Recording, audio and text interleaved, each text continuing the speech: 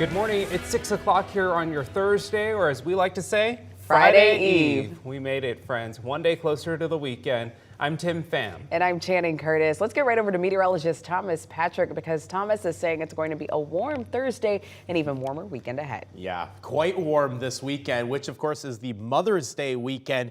But usually it sometimes feels like Father's Day weekend is the one that is supposed to be summer-like.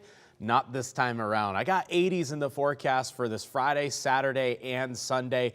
Absolutely stunning weekend. It is going to be the warmest that we've had so far this year. But today, not slouching temperature-wise, though it is a little cool this morning at 45 degrees. The sun already starting to shine from the eastern skies out there, and the winds are calm. So it even feels a little bit nicer than it has been recently because of the wind chill not a factor for today. But that is how we are going to start the day, and we'll have 70s this afternoon and 80s as mentioned for this weekend.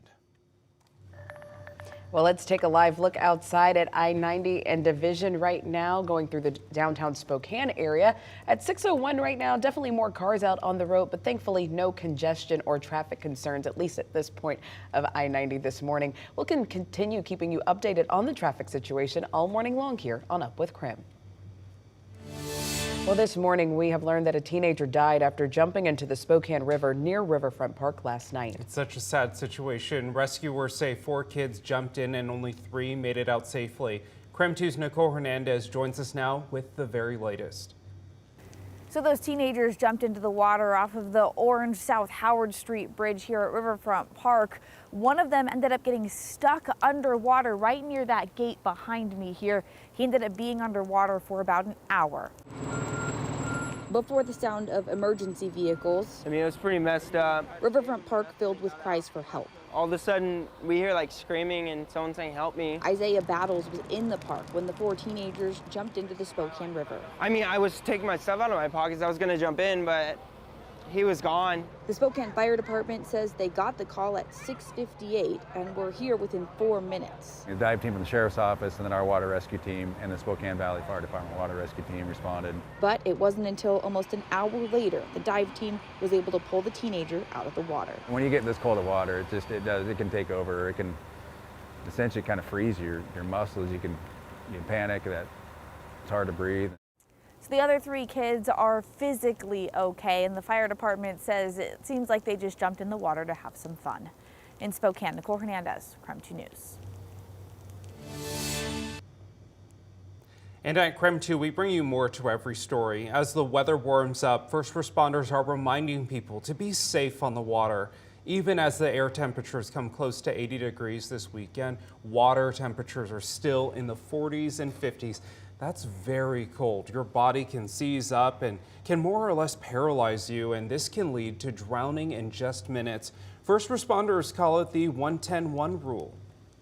1 minute, you got to regulate breathing. 10 minutes before your extremities and your organs, really stop working, and then an hour before you lose consciousness. Make sure to always wear a life jacket if you are out on the water. 15 people died last year while doing things like paddleboarding and kayaking. 14 of them were not wearing life jackets. It is 6:04 right now. Let's take a look at your morning rush. More news in less time. Spokane police arrested a man accused of shooting another person in the head with a pellet gun yesterday. Now, this all happened on 29th and Ray on Spokane South Hill. Police say the victim's car had the driver's side window shot out. Now, police believe this shooting was actually motivated by road rage. The suspect has been booked into the Spokane County Jail on an assault charge, and the victim is expected to be okay. Well, the man who killed an elderly Deer Park man nearly 2 years ago will now spend the rest of his life in prison.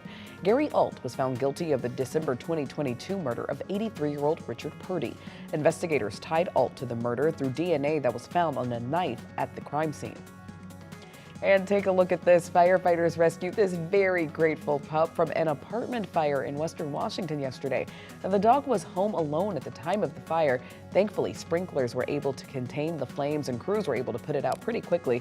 But as you can see, the dog enjoyed plenty of attention, loving, and some cuddles while waiting to be reunited with his family. NASA is awarding Boise State University $125,000, all to buy 50 robotic telescopes. So now teachers across the Gem State can apply to get those telescopes into their classroom. Boise State says that the telescopes can even be controlled by a mobile app. So if you're a teacher there in Idaho, you can apply on the university's website to get one of those telescopes. And that's a look at your morning rush. Now today is not any regular Thursday or even Friday Eve, and that's because it's May 9th, which is also known as 509 Day. I love this. KREM 2's Brandon T. Jones is live in downtown Spokane for us right now to celebrate. So Brandon, this is a special day. It comes with some special deals, but before we get to that, I want to ask you, what do you love most about the 509? Ooh, Tim's putting me on the spot. Well, Tim Channing, what I love most about the 509 is that now this is my home. And I mean, of course, you know, I lived out here for a few years, moved away, then came back. But it truly is just a special place, you know, between the hiking, the beautiful fresh water lakes that are all around the region. I love Spokane, and you know, I hope you all love me back a little bit as well. But right now I'm standing by with a great 509 resident over here, Jenny Slagle, and we're out in front of Indigenous Eats right now. So this is exciting. I'm excited to be here. Jenny, how are you feeling? I'm great. Yeah? Yes. Well, we appreciate you for waking up so early this morning with us and talking about the 509 and the Downtown Spokane Partnership. They're partnering with a lot of the local businesses around town, including Indigenous Eats. So can you talk to us about that a little bit? Yeah, so we're really happy to partner with DSP. Supporting local, buy local is just a great campaign, and it supports our locally family-owned business. Yeah, well, you know, I've never been to Indigenous Eats before, but I've only heard nothing but great things. Can you talk about a little bit about what you all serve and, you know, what makes you all so special? Yeah, so our food is Native American comfort food. It's food that I ate growing up on the Yakima Reservation. It centers fry bread, so we use fry bread in many of our menu items. Of course, you can have it plain. You can have it as buns with our powwow burger. You can have it with a side of soup, and then you can also have it as a dessert. All right, well, and yeah, we've got it out here as a dessert right now. I've heard nothing but great things out here about the fry bread, about your restaurant in general. So this is my opportunity to finally go ahead and try it myself. So we cut a little piece off before, and this is the dessert option, right? With It's the fry bread with powdered sugar on top and a side of huckleberry sauce that we make in-house, and you just dip it. All right, well, anytime you say huckleberry too, you've got my full and undivided attention. That's another thing I love about the 509, anything huckleberry.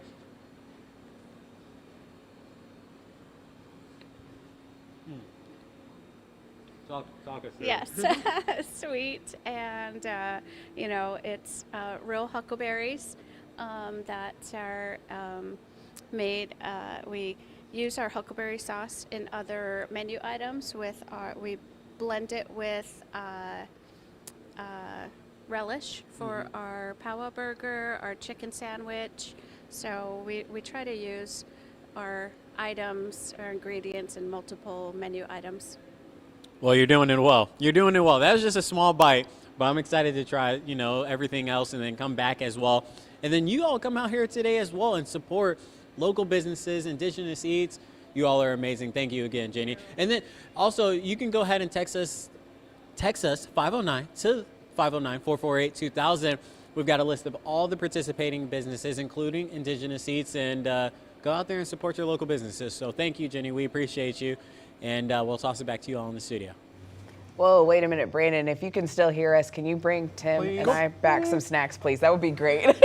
we were just talking about, we were just talking about the fry bread, and as soon as you pulled it up with the huckleberry, yes, please. Yeah, you can bring me back some fries too. Thank you. We'll be fine. We haven't had breakfast yet. It's fine. Oh my goodness. That. Look at that. That looks amazing. I love Indigenous Eats. Their food is amazing.